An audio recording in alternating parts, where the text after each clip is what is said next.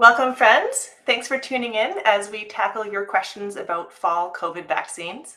I'm Dr. Chana Davis. I'm a geneticist and contributing writer at Those Nerdy Girls, and I'm joined by Dr. Jen Dowd. She's our awesome editor-in-chief and is one of the original Nerdy Girls that built this organization back in 2020. Jen, can you introduce yourself? Yeah, sure. Thanks, Chana. I'm Jen Dowd, and I'm an epidemiologist, a demographer, a nerdy girl, and I'm a professor at Oxford, so an American expat over here in the UK. Well, thanks for making it work time-wise. I think it's like Friday evening for you, right? No place I'd rather be. So just to let everyone know what to expect today, we've got a wide range of questions. We're going to be talking about which COVID vaccines are available, who they make sense for, why they still have benefits for a very wide population, when you can get vaccinated, or when you can/should get vaccinated, and how to go about doing that. We're going to be focusing on the US perspective because that's where most of our audience is, but I'm here in Canada and I'll be chiming in about the Canadian perspective, and Jen, you can chime in about the UK where it makes sense. And I think you'll find from this international perspective that a lot of these questions don't have black and white answers. There's a lot of grayness, and we don't have to stress too much about getting things perfectly right because there is no perfect answer to many of your questions. So let's dive in with the most straightforward question we have is which COVID vaccines are going to be available this fall? Yeah, so the good news is the last couple of weeks have brought the approval in the US and lots of other countries of the updated mRNA vaccines. So our familiar Pfizer and Moderna are now available. And the Novavax vaccines, which are the more traditional protein-based, was also approved just last week here by the FDA. And so all of those should be very quickly kind of shipped out to pharmacies and available for you to choose from. And I should say that all of these are updated to match better the current circulating strains. So compared to last year's strain, which was XBB, the mRNA vaccines are targeting the KP2 strain of SARS-CoV-2, and Novavax is targeting JN1, which is kind of apparent to those lineages. So in the preliminary studies that the companies have released, these are neutralizing current variants, KP3.1 variants, quite well. So we think it's a good match. Yeah, that's exciting. This is, for anyone who's thought about vaccines and aware of flu vaccines and trying to match strains, it is not an easy feat to update a vaccine to match circulating strains. And it's so exciting that we now have an mRNA platform, a new technology that allows us to update much more quickly. So this is a real coup. Yeah, absolutely. And we know there was a little debate and drama about which strain to select. It's always a bit of a gamble, but I think we're going to learn a lot each year. And we know for sure that this is a lot closer to the current circulating strain than last year's, vaccine. So it's important for us to keep updating. Yeah. So I'm going to drop a couple of links in here if anyone wants to, nerd out a bit on tracking the vaccine landscape. I can give you some links that you can do that, and also a Nerdy Girls post about approved vaccines. So now that we've set the stage, let's move on to who is eligible, or what are the current vaccine recommendations this fall? Yeah, so similar to last year, the US CDC has recommended that everyone ages 6 months and over should receive the updated COVID vaccine. So that's a pretty easy generalized recommendation. And we just want to point out, that a lot of people think it's not that important for kids to get the vaccine. But there are a lot of children, especially very young children, still getting severe COVID and hospitalized each year. So it's not true that kids, don't have very severe COVID. They can really, really benefit from this vaccine. And the other groups for whom the vaccine is especially important for, as we know, are anyone at high risk for severe COVID, which can be specific chronic conditions. But I want to remind people, especially as a demographer, that age is actually the strongest risk factor for severe COVID and COVID mortality. And so if you're over 65, it should, just be a no-brainer to keep up to date on your vaccines. And I know I have relatives who tell me, well, I'm 75, but I am very healthy. I probably, am not in that category of high risk. And I just want to remind people that age in and of itself, no matter what, does affect your immune system. And so even if you tell me you're 80 and climbing Mount Everest, I want you to get that COVID vaccine, because it is really about the interaction of the virus and, the aging immune system. Go ahead. I was just going to say, we had a recent post on immunosenescence, didn't we? We did, yes. Immunosenescence. A fancy word for it. It's a fancy word for age-related immune decline. And yeah, we're learning more about it, but it's unfortunately a fact. One fact of aging is you don't mount as good of an immune response to vaccines or infections. And so you need all the extra help you can get, even if you're otherwise healthy. And another category, that's really important then is because there's also immunosuppression that happens during pregnancy. So that's just another group of people we want to be really conscious that this is an important vaccine to get if you're pregnant. Mm-hmm. Yeah, that in that immunosenescence or vaccine response aging post, it mentions that sometimes vaccines are actually formulated differently for older populations to make up for that. So anyways, just to echo what you said, that just if you're healthy but you're older, your immune system is still different than a younger adult. Absolutely. So yeah, in Canada, the recommendations are similar, although they have they basically say that it's recommended for anyone who is unvaccinated or in any of these higher risk categories, and it's available for the general population 6 months. Okay, so slightly weaker recommendation, but then the UK is an interesting counterpoint because it's actually only being given through the NHS, which is the typical distribution for flu vaccine and everything for people ages 65 and over, or people in care homes, or kind of clinically severely immunocompromised. So it's not available through the typical health service for those under age 65, but just since last spring in the UK, there has been private availability of COVID vaccines for the first time. So at least there is some pathway now for people under age 65 to get that updated shot in the UK. Yeah. I posted a link in the chat to a list of, people with certain medical conditions and COVID risk factors, like which medical conditions are we talking about? And it's a very long list that I don't know the number, but I would like to know what percent of the population this captures, because it's a very long list. Cancer, kidney disease, liver disease, lung disease, cystic fibrosis, diabetes, obesity and overweight. I mean, that's a huge fraction of the population. So I think it's that pretty much covers everyone in the US right now. So, even if you think you're not at high risk, you might be more than you realize. So maybe that's a good transition to, let's talk about why vaccines are important, even for people that don't fit the high risk category. So I'm going to give you an example of a reader question here. Rachel asked, I am low risk for severe COVID. I'm 35, no underlying conditions, and I'm healthy. I've gotten every shot until now. Is the primary reason to get a COVID shot to provide protection against infection for a few weeks? What is the upshot for people like me? That's a great question, Rachel. And I'm really glad that you chose to get all of the shots up until now. That's a really great thing. But I think your question resonates for a lot of us, because a lot of us are in the same boat of feeling like we're not high risk and wondering, we've also seen that getting the shot doesn't mean for sure that you're not going to get the infection. So you might start asking kind of what's the benefit.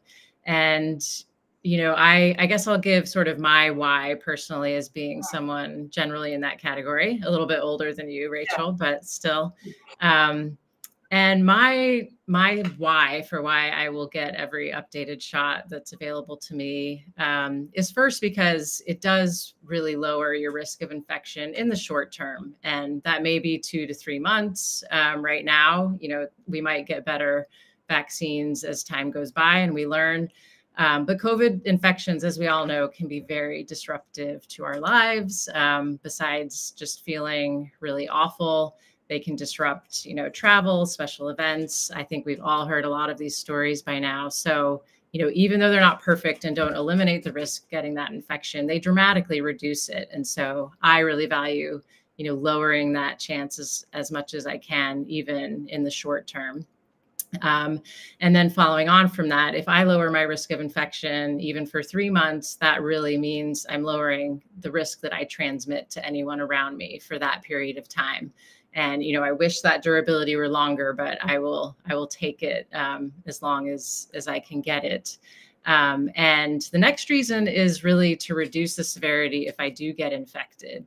And I think we don't focus on that for people who we think are not maybe at risk for hospitalization. We have that good data that the vaccines reduce your risk of, outpatient visits, urgent care, hospitalizations.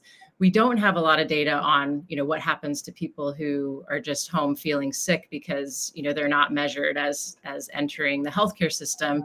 But if we think of severity on a continuum, which I think, makes sense biologically, it stands to reason that if you're infected, your severity, even, that's not at that threshold of being hospitalized, is going to be less than if you had not. The counterfactual, if you got that same infection without a vaccination, because it really is giving your immune system kind of a cheat sheet and a head start. And that I definitely want my immune system to have that if it's going to run into SARS-CoV-2. So, reducing your own severity, even if that wasn't going to land you in the hospital, I think is a big reason. And kind of, related to that, we do now have good evidence that, vaccination doesn't eliminate the risk of long COVID, but it is associated with reductions in the chances that you'll get long COVID after an infection. And so, any chance we have to reduce that risk, I think, is really important. And then finally, I guess I say, why not? Because there's, very little downside. At least for me, I don't have strong reactions to vaccines as far as side effects. We know they're incredibly safe. They've been, so many doses of these vaccines used now, and we really understand the safety profile. So I feel like there's very little downside and lots of upside, even for lower risk individuals. Mm-hmm. Yeah, that you touched on all the same reasons that I plan to get every COVID shot that's available. It's, slightly reduces my risk of being infected, significantly reduces my risk of more severe disease, and dramatically reduces my risk of really bad outcomes. And then the long COVID is a huge benefit. And then for me, I also spend a fair amount of time with my mom and other, grandparents that come to visit, and I want to reduce my risk of spreading it to them. Because I have kids who are actually likely to have an asymptomatic. It's very easy for COVID to fly under the radar in our family because it's mild. And so I would just rather reduce the chances that we have it. No, absolutely. Yeah. And if everyone in the family is vaccinated, that, that reduction in risk kind of multiplies. So no, it's a great strategy for everyone. Really important. Yeah, in fact, my kids have had COVID a couple of times and it's virtually been asymptomatic, but there's been something subtle enough that's prompted me to test. And it's always been a time when my mom was about to come over or something. And I feel like we've had so many near misses. And as far as I know, my mom's never actually gotten infected. So, and it would matter if she did. So that's incredible. Well, that vigilance must be paying off. So yeah. Well, I love a good COVID test. We'll have to do another live on those. But here in Canada, they've been super easily available. I can go to the drugstore 3 blocks away and reach into a bin and grab as many as I want. So that's amazing. Yeah. The US needs some more of that. Yeah. It's a very different situation, I know, elsewhere. Anything else we should talk about on the why? I I think Rachel is a great representative of your, someone who doesn't, if you fit one of the high risk criteria, the calculus is absolutely obvious. If you don't, it's more subtle, but it's still a net positive, what I would say. Yeah, absolutely. And I think you can make similar arguments about the flu shot. The flu doesn't kill a lot of, otherwise healthy people, but I think I've always gotten the flu shot, in hopes of reducing, to reduce the risk that I'm just home for a week feeling awful and reduce the risk that I might, transmit it to a more vulnerable family member. So a lot of the same principles apply. And so I think if we can get that in people's mind as a good routine thing to do for themselves and for others, like that's where we're going to be going forward. Yeah. We did get one question, which unfortunately I don't think I pasted the actual language in here, but there are some people asking for very specific numbers on how long will I be protected from infection? How much does it reduce my risk of, hospitalization? So I wonder if you could speak to those numbers, like some of what we do know, but also why it's impossible to give, a single numerical answer to a question like that. Yeah, that was a very good but very demanding reader comment. Yeah. I was like, that is such a good question, but it would require a big epidemiological review to answer all of that. And I hope that people are doing that. But I think it shows that your question is right on for what's important. And I guess the answer is that, in the very beginning, we understood very well the efficacy of the vaccines from the clinical trials. And that's a very clean way to see the effectiveness. And, those were very early in the pandemic. So also virtually no one had been previously infected or had other vaccines. But now it's very hard to get those estimates because the question is always, what are you comparing to? Like someone getting the updated shot compared to someone who's had most of their shots, but, not this updated shot. It's a very different comparison relative to the completely unvaccinated or vaccinated that we had in the past. And we have to estimate it more from real world data because we're not, we're not running trials every year on the efficacy because it just wouldn't be a good use of resources when you're, updating marginally a vaccine. So we have to rely on some of these real world studies, but there have been, careful ones done in some of these large health systems. There were a couple studies coming out of Denmark and the Netherlands where almost everyone in the population is linked, to this administrative data showing, that the groups that got the vaccine, the ages that rolled out first really were protected from hospitalization for several months. I think the one in Denmark found a 76% reduced risk of hospitalization. And there were similar numbers, I would say, between 60 and 80% reduction for several months in different contexts, including Kaiser Permanente health system in the US. So, we're seeing really good numbers. And again, that would be comparing it to people who probably have had other vaccines and previous infections, but not just the updated one. So we definitely see a benefit of the updated one, and having had it recently, especially, is when it's most protective. So, but getting exact numbers, everyone out there now has such a different history of infections, vaccines, timing, that, making apples to apples comparisons is getting harder.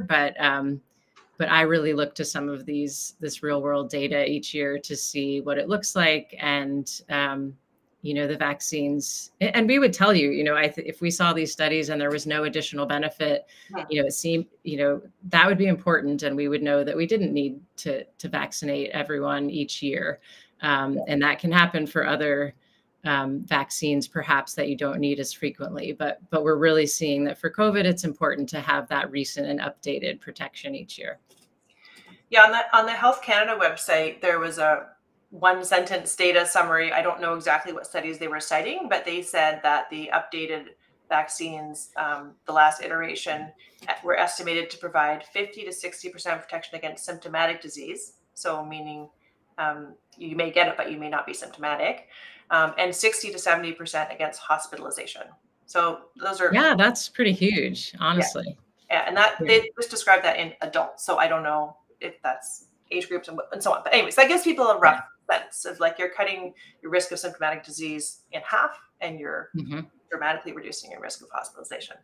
And the one in the California health system also measured urgent care and just other outpatient visits short of hospitalization, and it also reduced that by almost 60%. So that is something that affects most people, a lot more, like whether you're sick enough to go to urgent care. So you can dramatically lower that risk. Yeah. And then we'll probably have to do some deeper dives on the timing. But what I've read from like summary statements, one from Johns Hopkins, they said strong protection against infection for up to 3 months and protection against severe disease up to 6 months, or out to 6 months. I think that's consistent with a lot of what we're seeing. And I think beyond 6 months, it just gets harder to tell because that's often when the new variants are coming out. And so it's a combination of waning, like the time since the last vaccine and the new emerging variants. But no, I think that is very consistent. I think the data is showing that pretty consistently. Okay, well, let's move on and talk about COVID and flu, because this is a question a lot of people are going to be debating is, can I get my shots at the same time, and should I get my shots at the same time? Yeah, it's a great question because we're getting lots of ads for getting our flu vaccines at the same time now. And certainly the CDC kind of updating these in the fall, I think, is hoping that these fall into some kind of synchronicity. But, the COVID keeps spoiling our plans and isn't falling into a very seasonal pattern. So that's one challenge. But it is, close to time to get your flu vaccine. And now the updated COVID vaccines are available. So I guess the first thing to say is, yes, it's completely safe and just as effective for each vaccine to get them at the same time. And we do, there are combined shots that are in development and we might see within the next couple of years. I would just make one, and I know you're going to maybe talk about side effects, but I want to make one comment about timing because we'll talk a little bit later about timing of the COVID vaccines. Getting it now is very reasonable given the current wave.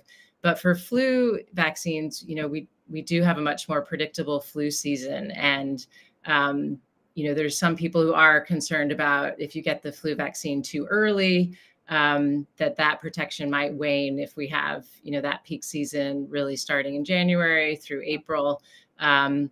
So, there's varying recommendations, but some consensus that I trust is that it's a little better to push towards mid to late October for your flu vaccine, if you're trying, for optimal timing. But we do want to say if getting in and getting them both done at the same time means that you'll get them for sure, then do that. Like the important thing is getting them, and you don't need to stress about the timing. But some people like to think very carefully about that. And in that case, you can wait a little more towards Halloween for your flu vaccine. Yeah, that's sort of what I've read and heard as well, is that if you're practicalities first. So if you're only really willing to make one appointment, do it. Just go get both shots. But if you're willing to consider 2 appointments, probably that's more optimal in terms of protection overall, not because of the immune response to each one per se, but in terms of the maximizing the timing for each virus. I wanted to comment a bit about side effects because a lot of people, that's a big consideration. And there was a study looking at people getting the shots separately versus together. And they did find overall, more side effects when you get them together, which is probably not surprising, but it wasn't a dramatic difference. So it's just a very personal decision. Malia actually, one of our nerdy girls, got both last year, and she found it really knocked her out. And she was thinking next year she would probably do them separately. But then you have to plan 2 sick days. It's like plan 1 really sick day or plan 2 kind of sick days. So Yeah, that's the trade-off. You can condense it into one day, and even if it's a little bit worse, it might be worth it. But it's definitely safe and effective is the most important thing. Yeah. So yeah, don't hesitate. yeah. And they have kind of overlapping but slightly distinct side effect profiles of, COVID vaccines, typically sore arms, sometimes fever, chills, tiredness, headaches, flu shot, soreness, redness, and swelling at the shot spot, headache, fever, nausea, muscle aches, fatigue. So, it's so just expect and plan for the fact that it could be more uncomfortable to get 2 shots, but still manageable. It's not going to be unsafe or anything. Absolutely. Okay, so let's move on to the question that has probably come up the most, which is, when is the best time to get my COVID shot? There's been a lot of discussion about this, and I think that reflects the fact that there isn't a simple answer. So can you give some of the considerations? And yeah, we've gotten so many questions, and it's just a function, I think, of the timing of this really intense summer wave right now of COVID has really thrown off the timing of these fall shots. So no, you're absolutely right that I think one thing to remember is there's probably not a perfect answer here about as far as getting it right away or waiting a bit, because each choice has a little bit of risk to it as far as not knowing when you might get exposed to COVID. So I think the first thing I would say is don't stress too much about the timing. Just get the shot. There's unlikely to be a perfect decision, so don't overthink it. But I know some people, do want to try to optimize, especially around important events or travel. And so we do have some ways to kind of think through your particular scenario a bit. And so the things that we recommend you kind of think about and walk through if you're thinking about whether to do it now or delay is when you were last vaccinated and infected. Whether or not you have household members who are immunocompromised or vulnerable, and also thinking about your potential COVID exposures over the coming months.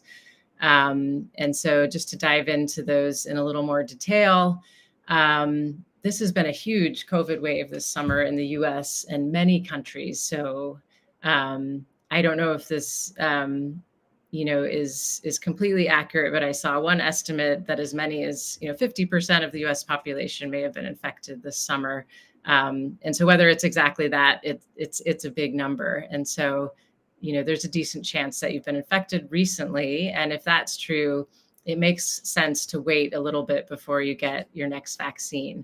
Again, there's varying guidance on this, but we kind of say it's best to wait at least 3 months before you would get an updated shot from your last COVID infection. In part, your immune system is already really revved up to fight, the infection, and you're not going to get an additional antibody benefit from a vaccine at that time. So it wouldn't hurt you, but you're really not going to get that additional benefit. Whereas if you stretch it out, it gives your immune system actually kind of matures in its response to that infection, and you'd have time, to stretch that out if you got the vaccine a bit later. And this is also similar if you got a COVID vaccine recently, which some, older people might have gotten in the spring or summer because they were eligible or immunocompromised. If you happened to get one in this summer wave, in July or August, you probably want to wait at least, 3 months between vaccines. You're eligible after 2 months, according to the CDC, but it probably, if you kind of want to stretch that protection out a bit longer, 3 months is probably a safe interval. I believe in Canada, you have to wait 3 months. Okay. Yeah. And that does go to show that there's not hard lines on any of this. It's a little bit blurry. So I think 3 to 6 months after an infection or vaccination is a good rule of thumb right now. And I'll just add the point that I just saw in a recent Atlantic article that this is another good reason to test right now. If you have a cold and you haven't typically been testing for COVID in a couple of years since it became less of a big deal, you might want to do that because it can inform the timing of your updated vaccine if you know that you've had COVID recently. Mm-hmm. So I thought that was a really interesting point that I hadn't thought about for testing. Mm-hmm. Yeah, I wish you could get those COVID antibody tests. Like those do exist, but then I feel like they kind of disappeared where you could people. Oh yeah, like see how high. Yeah, I haven't heard a lot about them because they were kind of to see if you'd ever had the infection. Exactly. So now everyone has. Yeah. But I'll run through a couple other scenarios, I guess, for timing. If you have not had a COVID infection or vaccination since last fall, which a lot of people are in that boat, it's definitely reasonable to get one right now because cases are still really high. Like we might be peaking, but wastewater levels in the US are still very high. You probably know a lot of people getting COVID. We're back to school, so there's, still a lot of transmission that can happen. So that's a reasonable decision if you kind of want to get that updated protection right away. And I would say the trade-off there, because there's always a trade-off in these decisions right now, is that your protection from acute infection might be waning around the holidays. And we've typically had a winter wave, but again, COVID's less predictable than the flu. So that brings me to another reasonable choice, which I think is you could wait a little bit to get the updated shot, more towards late October, November, if you want that peak protection to be closer to the holidays. And I think that's a decision I'm probably going to make because of some holiday travel that I have. And I think that's a very reasonable decision. In that case, because there's high transmission right now, you might want to just take some extra precautions to lower your risk until this wave, hopefully subsides a bit soon. And we've got, some links on those trusty prevention measures, such as good ventilation and masking in crowded places, et cetera. Mm-hmm, mm-hmm. I'll drop some of those links. And then we did get a lot of questions of people's very specific situations, which again is hard to answer. But there were some common themes about, can I get one now and in a few months? And that's a great question. And we'll just say right now in the US, there has already been additional doses approved for people who are moderately to severely immunocompromised. They will be eligible, for this updated dose and then an additional dose at least 2 months later. And that's the same as last year. So, that hasn't changed. So that's possible. If you're in that category, you could choose to get one now and also one closer to the holidays. But what's different so far from how things ended up last year is that there's currently no recommendation for over 65s. The recommendation is to get the one updated shot. But last year and the year before, people over 65 could then get an additional shot, which I think that recommendation often came out in the spring. And the CDC has actually stated that there's no recommendation at this time for that second shot for over 65s. It could be, they're going to watch what happens this year. They said that recommendation could come later, but currently, if you're just over 65 and not immunocompromised, you can't yet 100% count on that additional shot being available. So I realize that's tricky because it makes planning these things just a bit harder, because some people want one now and some have a trip, in March, and they really want to know if they should do, one now and one later. And I really sympathize with that, because I think it would be nice if we had that information now so people could plan. And I'll just say there's also some gray area as far as, getting that additional shot, because the CDC also states that the immunocompromised, status is something that you attest to yourself. There's no very specific documentation, but where that can become more practical is whether insurance will cover that additional dose. So that's just something to keep in mind. If you're trying to go get an additional dose and you're not sure if you qualify, you might be able to get it depending on the physician or pharmacy, but whether it will be covered by insurance is an open question. I want to just read a couple of readers' questions, just so shout out to our readers for actually, driving our content and inspiring us to keep providing information. So along the lines of what we just talked about, Rachel asked, if we haven't had a recent infection or vaccination and decide to get the vaccine in early September, could we theoretically get a second vaccine right before Christmas? Another one, I'm immunocompromised. This is Mary. I'm immunocompromised. My last COVID vaccine was last fall. If I get the new shot ASAP, can I get another one in 4 months? Thank you. Another similar one from Susan, 70 years old, up to date with my vaccine, never had COVID. My question is, can I get the updated one now and again in January? A 4-month interval I'm trying to cover for the holidays. So a lot of people want to do that. And and so the bottom line right now is if you're in that immunocompromised category, you can plan for that. If you're just over 65, it's a little trickier. Yeah, you don't obviously have that choice right now. I will add one more that's basically the same question from Lisa. 72-year-old female, going to be traveling in spring 2025. Should I get the new vaccine ASAP and get another one in March prior to traveling? And some thank yous in there. So, yeah, I mean, that's tough because I think that would be a reasonable strategy. And I would anticipate that, the CDC will once again offer spring, boosters for that age group. But it's just, we don't know for sure. And it's, unfortunately, that guidance is not there quite yet. Yeah. And I just wanted to note that Claire asked, is there any downside to getting the COVID vaccine twice in less than 6 months? So is there any safety concerns? There's definitely been talk about, is there an issue with getting so many COVID shots? Yeah, I think, no, it's, some people were worried that you're overstimulating the immune system. And I would say we have no evidence, of that from basic immunology. Our immune systems get stimulated all the time. So, but interestingly, we had this really kind of fascinating case that actually got written up in a scientific paper because there was a 62-year-old man from Germany who got 217 COVID vaccines over 29 months.